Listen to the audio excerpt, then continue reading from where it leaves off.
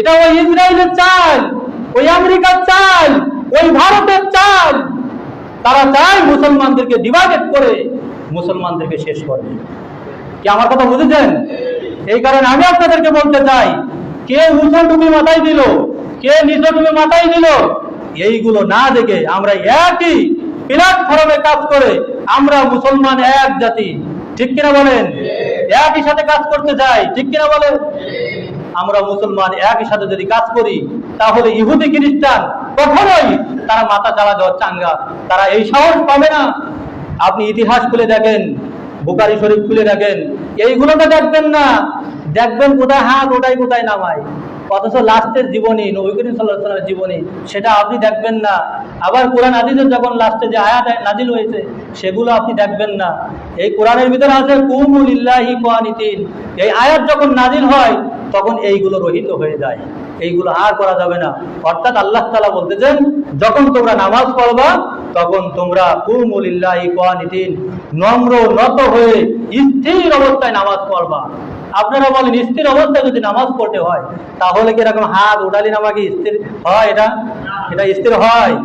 এই আয়াত দ্বারা ওই নবীজি সাল্লাল্লাহু আলাইহি ওয়াসাল্লামের শুরুর যে জীবনী যে কাহিনীগুলো ছিল, ওই কাহিনীগুলো বাদ হয়ে গেছে। আমার কথা বুঝেছেন? এই কারণে আপনাকে আমাকে এখন একই সাথে একই প্ল্যাটফর্মে কাজ করতে হবে। আমরা মুসলমান জাতি এখন কিন্তু কম নাই, সারা পৃথিবীতে 250 কোটি মুসলমান, 250 কোটি মুসলমান সারা পৃথিবীতে। অথচ ইতিহাস খুলে দেখেন, বুখারী শরীফ খুলে দেখেন, বদর যুদ্ধ যখন শুরু হয়েছে, বদর যুদ্ধে মুসলমানদের সংখ্যা ছিল 313 জন, আর কাফেরদের সংখ্যা ছিল 1000। তাদের কাছে অস্ত্র শস্ত্র ছিল, মুসলমানদের কাছে কোনো কিছুই ছিল না। তারা খেজুর গাছের ডাল নিয়ে এরকম ভাবে ঝাঁপিয়ে পড়েছে। আল্লাহ তাআলা তাদের এমন ভাবে সাহায্য করেছেন, মুসলমানরা 313 জন সৈন্য হওয়া সত্ত্বেও 1000 সৈন্যের মোকাবেলা করে তারা হলো বিজয় লাভ করেছেন। উহুদ যুদ্ধ খুলে দেখেন, উহুদ যুদ্ধের ভিতরে এরকম মুসলমানদের সংখ্যা ছিল 700, তাদের সংখ্যা ছিল 3000। 3000 সৈন্যের মোকাবেলা 700 সৈন্য করেছে, তারা কিন্তু জয় করেই ছেড়েছে। খন্দকের যুদ্ধে দেখেন, খন্দকের যুদ্ধের সময় এরকম মুসলমানদের সংখ্যা ছিল একেবারে সীমিত। মুসলমানদের সংখ্যা ছিল 1400, আর তাদের সংখ্যা ছিল 20,000। এই 20,000 সৈন্যর মোকাবেলা তারা কিন্তু করেছে। মক্কা বিজয় যখন করে, মুসলমানদের সংখ্যা ছিল 10,000, আর কাফেরদের সংখ্যা ছিল 60,000। এই 60,000 সৈন্যর মোকাবেলা 10,000 সৈন্য করেছে, তারপরও কিন্তু ইসলামকে বিজয় করেই ছেড়েছে।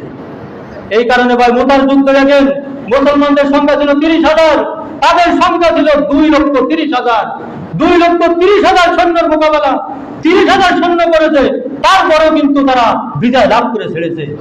তাদের ভিতরে শক্তি ছিল, ইমানি শক্তি ছিল, ইমানি যোদ্ধা ছিল।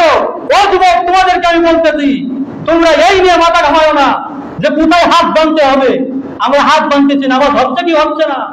তোমাদের দেহটা তোমরা কি কোনো কিছু শক্তি উপার্জন করে খাচ্ছ, এই নিয়ত করে খাও, আমার শরীরের ভিতরে শক্তি, এই শক্তিটা আমরা ইহুদি খ্রিস্টানদের মোকাবেলায় ব্যয় করব। দেখবা তোমাদের সবকিছুর ভিতরে আল্লাহ তাআলা বরকত দিবে এবং ইসলামকে আল্লাহ তাআলা বিজয় করেই ছাড়বেন ইনশাআল্লাহ।